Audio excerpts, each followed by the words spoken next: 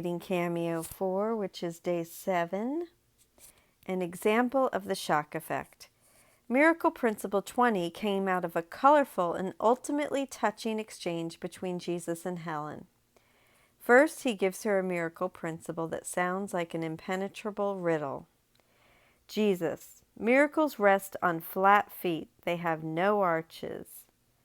Bill will be better on this than you. Helen, he better be. I don't get it at all, and I'm very suspicious of it too.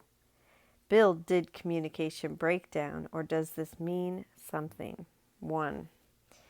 All quotations without page numbers in this cameo are from Helen's notes. Throughout these cameo essays, we have corrected spelling errors in the notes for ease in reading case.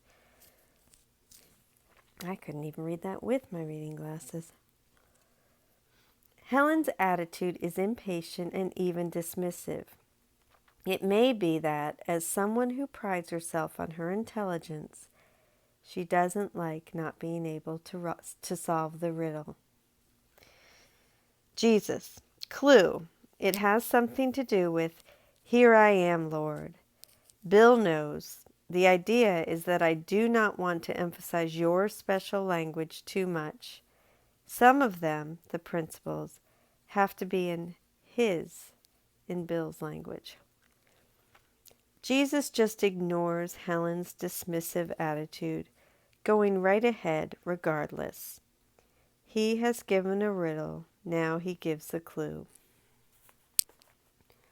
"Here I am, Lord," is a prayer Jesus gave Bill the day before the dictation of the course began. 2. See Cameo 1. The prayer was designed to help Bill be directly present to God rather than standing apart from Him. In a similar manner, as we'll see, this principle is about miracles standing directly on eternity rather than above it, on the arch of time. Jesus has now said 3 times that this principle is geared to Bill. As we see in Cameo 2, Jesus, but when you do see Bill, be sure you tell him how much he helped you through by giving you the right message. He is always careful to include Bill and to make sure he doesn't feel left out. Helen, my own associations here are very bad. A Rorschach response of footprints to the top red on 2. Helen is referring to card 2 in the Rorschach ink blot test, on which the top 2 shapes, which are red, can be interpreted as footprints, the heels being at the very top. Jesus, no, it's all right. It's the arch of time. There isn't any, so it means. Helen then wrote 3 versions of this principle. She first wrote, miracles rest on eternity, not. Presumably, she had intended to finish that with the arch of time. Then she crossed everything out but miracles, and continued with, do not rest on the arch of time, but on eternity. Then she crossed most of that out, leaving only miracles rest on eternity. The meaning is now clear. Miracles stand directly on the flat surface of eternity. They don't stand above it on the arch of time. Thus, rather than being separate from eternity at the mercy of the laws of time, miracles are based directly on the law and order of eternity. This makes sense since their whole purpose is to bring in the laws of eternity to overturn the laws of time. Helen, I must say this is the hard way, and I'm sure this could have been done more directly. I don't see why I should get a message in a way that makes me miss the point and then have to go into a mental coma to get it.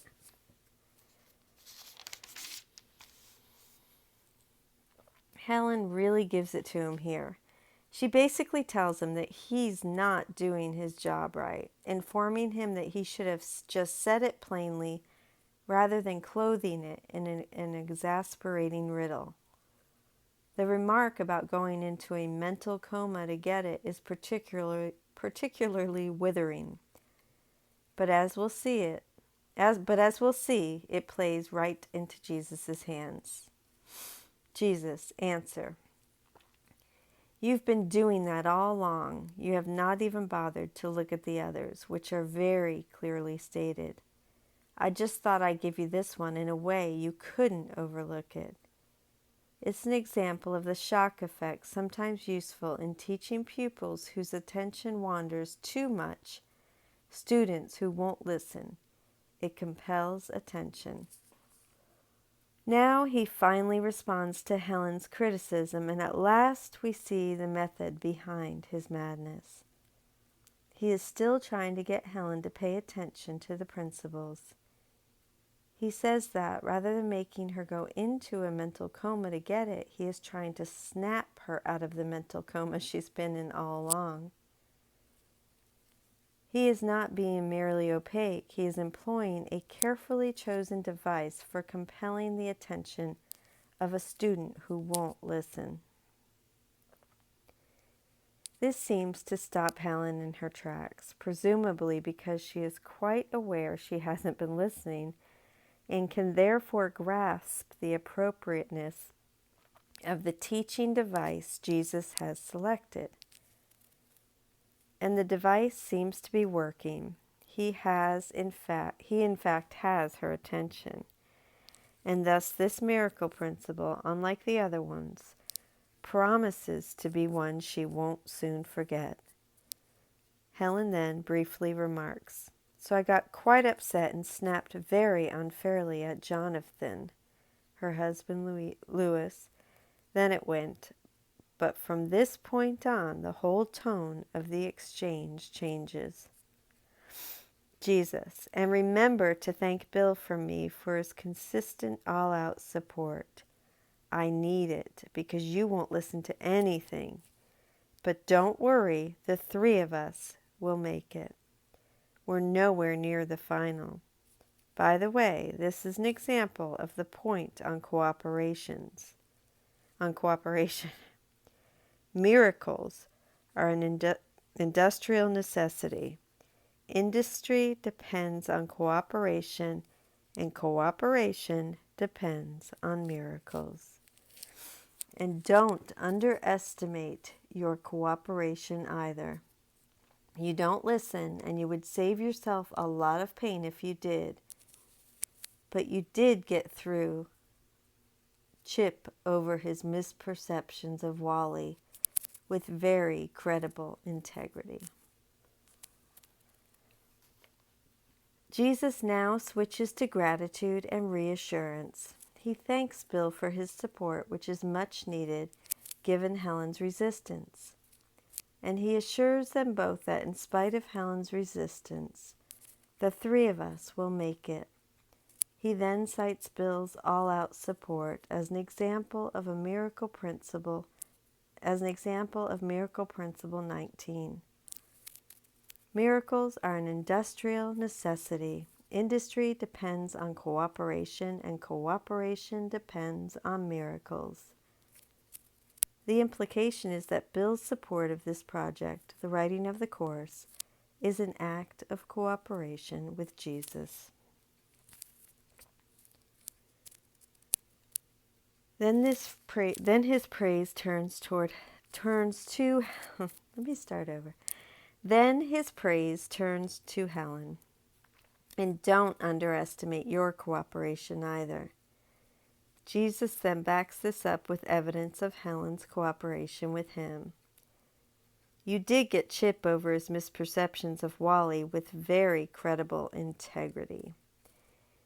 This brief line bears some attention, especially because we can reasonably assume that Helen's cooperation, like Bill's, is an example of Miracle Principle 19. The implication is that Helen performed a miracle. The context, as we see in Cameo 3, is that Helen can't stand Wally. Not only that, it's likely that she wants Bill to share her judgmental view of him, Yet she thinks that Wally instead has Bill's unconscious backing. 3.